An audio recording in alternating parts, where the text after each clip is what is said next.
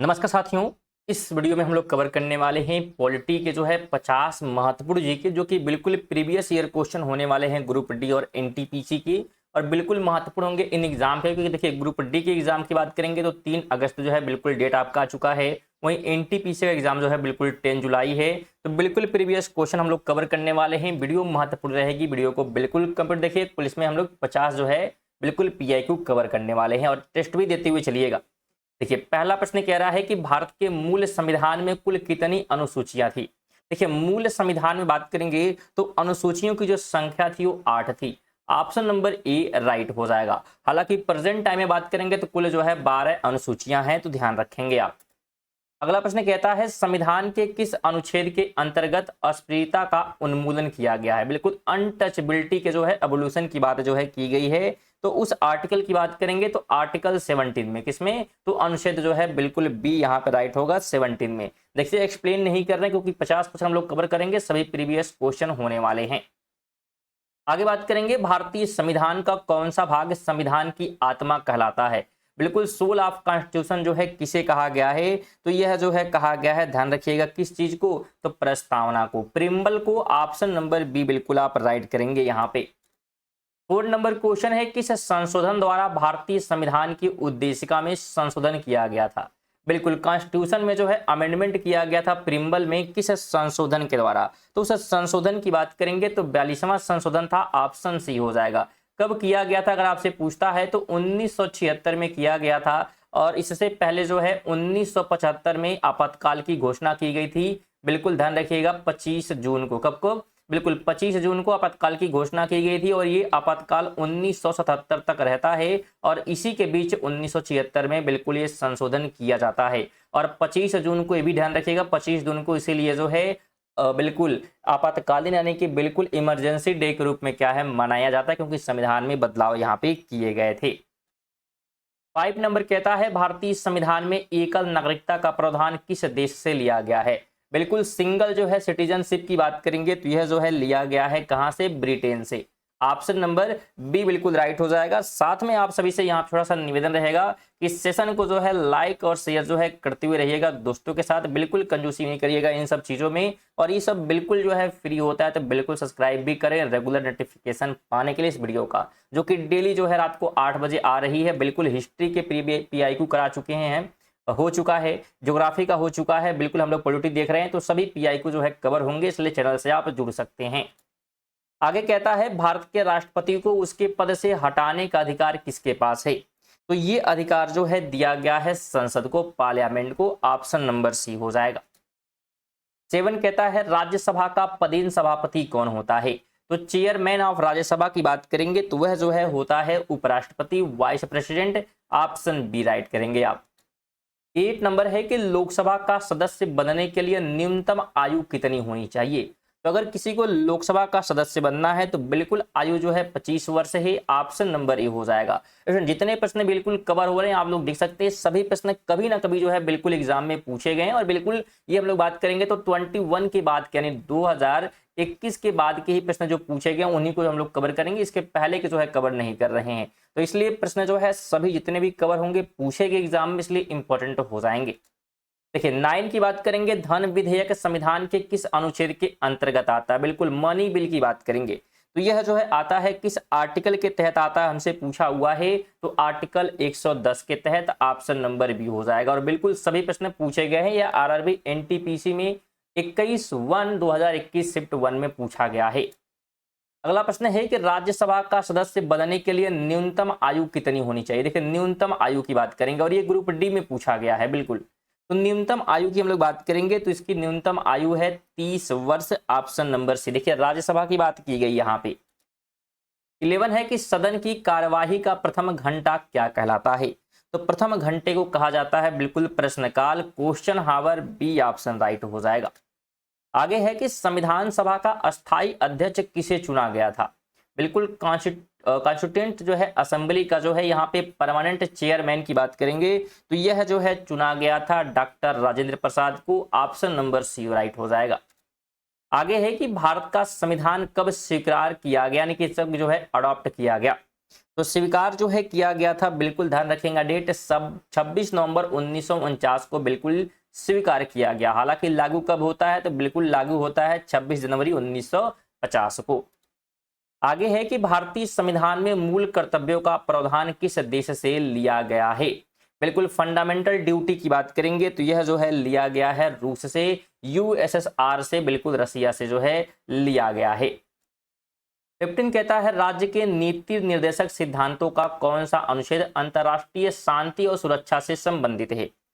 तो वो आर्टिकल की बात करेंगे तो आर्टिकल जो 51 है यह जो है बिल्कुल अंतरराष्ट्रीय शांति और सुरक्षा से जुड़ा हुआ है। 16 नंबर कहता है भारत के राष्ट्रपति अपना त्यागपत्र किसको संबोधित करते हैं। तो ये अपना त्यागपत्र जो है उपराष्ट्रपति को देंगे, वाइस प्रेसिडेंट को देंगे। अगला प्रश्न है कि संविधान के किस अनुच्छेद में मंत्रिमंडल शब्द का प्रयोग सबसे पहले किया गया है। तो मंत्रिमंडल का प्रयोग जो है सबसे पहले आर्टिकल 352 में किया गया है। ऑप्शन नंबर सी आप राइट करेंगे।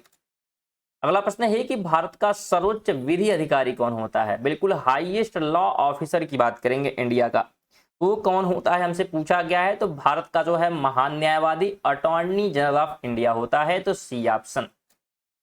अगला प्रश्न है शून्यकाल किस देश की संसदीय व्यवस्था की देन है। शून्यकाल की बात करेंगे, जीरो हावर की बात करेंगे तो यह जो है देन है भारत की। ऑप्शन नंबर सी आप राइट करेंगे।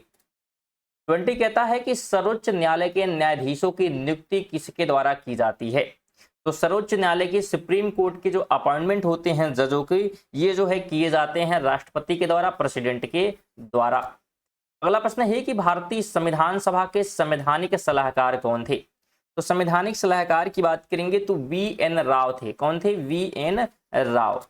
22 कहता है कि न्यायिक पुनरावलोकन की व्यवस्था किस देश से ली गई है। बिल्कुल बात करेंगे जुडिशियल जो है रिव्यू की बात करेंगे तो ये व्यवस्था जो है ली गई है यूएसए से। कहां से? बिल्कुल यूएसए से ली गई है। 23 कहता है कि भारत के संविधान में आपातकालीन उपबंध किस देश से लिया गया है। जो आपातकालीन इमरजेंसी के प्रोविजन की बात करेंगे तो यह जो है लिया गया है जर्मनी से। ऑप्शन नंबर ए इसका राइट हो जाएगा। 24 है कि भारतीय संविधान के अनुसार भारत क्या है। तो भारतीय संविधान के अनुसार जो है भारत क्या है, तो भारत जो है राज्यों का संघ है, यूनियन ऑफ स्टेट है। बिल्कुल ए राइट करेंगे आप। और ये सभी प्रश्न बिल्कुल पूछे गए प्रश्न हम लोग कवर करने के लिए बहुत इंपॉर्टेंट है, तो वीडियो पे आप बने रहेंगे। वीडियो सभी प्रश्न जो, क्योंकि देखिए यहाँ पे जितने प्रश्न है सभी पूछे गए वही कवर कर रहे हैं, इसलिए बहुत इंपॉर्टेंट रहेगा, तो बिना स्किप किए हुए देखिएगा। 25 कह रहा है कि भाषाई आधार पर गठित होने वाला भारत का प्रथम जो है राज्य कौन सा, जो कि भाषा के आधार पर बनाया गया था। तो उसका नाम है आंध्र प्रदेश। क्या नाम है? बिल्कुल आंध्र प्रदेश। अगला प्रश्न है कि भारत के बाहर लगातार कितने वर्ष रहने पर भारतीय नागरिकता समाप्त हो जाती है।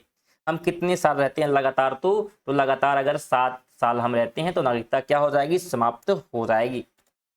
27 कहता है विधि के समक्ष समता का अधिकार किस अनुच्छेद में है। बिल्कुल इक्वालिटी बिफोर लॉ की बात यहाँ पे हो रही है, तो ये किसके अंतर्गत आता है? तो ये आता है आर्टिकल 14 के तहत। बिल्कुल ए राइट हो जाएगा। साथ में फिर सभी से एक बार और निवेदन रहेगा, क्योंकि आप लोग वीडियो को लाइक वगैरह नहीं करते, इसलिए फिर से निवेदन है कि फिर से लाइक कर दीजिएगा, शेयर जो है बिल्कुल कर दीजिएगा अगर भूले हुए हैं तो, और सब्सक्राइब पर नहीं किए तो बिल्कुल सब्सक्राइब भी करें, क्योंकि महत्वपूर्ण चैनल हमने बताया। आप हमारे चैनल के माध्यम से सुबह 6 बजे करंट अफेयर भी कवर कर सकते हैं, जो कि ऑल एग्जाम के लिए इंपॉर्टेंट होती है, तो करंट अफेयर भी जरूर कवर करिएगा। 28 की बात करेंगे, संविधान का कौन सा अनुच्छेद वाक एवं अभिव्यक्ति की स्वतंत्रता से संबंधित है। देखिए वाक और अभिव्यक्ति की बात करेंगे तो बात हो रही है freedom of speech and expression की, ठीक है, यानी बोलने की आजादी और अपना जो है ओपिनियन रखने की आजादी जो है किस आर्टिकल के तहत है, तो आर्टिकल 19 के तहत है। ऑप्शन नंबर बी आप राइट करेंगे। आगे है कि मौलिक अधिकारों का संरक्षक कौन, यानी कौन जो है रक्षा करता है फंडामेंटल राइट्स की, तो जो है करता है बिल्कुल सुप्रीम कोर्ट, न्यायपालिका बिल्कुल सर्वोच्च न्यायालय करता है, तो सी ऑप्शन राइट करेंगे आप।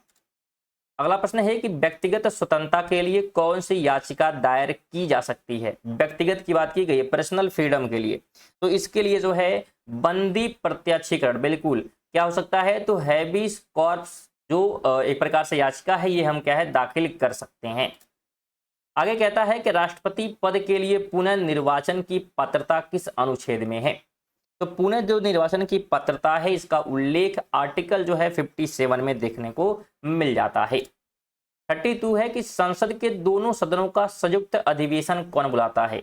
बिल्कुल बात हो रही है ज्वाइंट जो है सेशन बुलाने का अधिकार जो है किसके पास है, तो ये अधिकार जो है बिल्कुल प्रेसिडेंट को दिया गया है, राष्ट्रपति को दिया गया है। आगे कहता है कि वित्त आयोग की नियुक्ति कौन करता है। फाइनेंस कमीशन की बात करेंगे तो इसकी नियुक्ति जो है किसके द्वारा जो है की जाती है, तो ये जो है की जाती है राष्ट्रपति के द्वारा, प्रेसिडेंट के द्वारा। अगला प्रश्न है कि प्रधानमंत्री की नियुक्ति किस अनुच्छेद के अंतर्गत की जाती है, तो प्रधानमंत्री की नियुक्ति होती है आर्टिकल 75 के तहत, बी ऑप्शन। 35 है कि संसदीय शासन व्यवस्था में वास्तविक कार्यपालिका शक्ति किसके पास होती है। ठीक है, वास्तविक जो पावर होती है कार्यपालिका की ये किसके पास होती है, तो यह होती है प्रधानमंत्री के पास, प्राइम मिनिस्टर के पास में। 36 कहता है कि लोकसभा अध्यक्ष अपना त्यागपत्र किसे सौंपता है। लोकसभा अध्यक्ष की बात करेंगे तो ये जो है सौंपेगा बिल्कुल लोकसभा उपाध्यक्ष को, डिप्टी स्पीकर ऑफ लोकसभा को क्या करेगा, ये जो है सौंपेगा।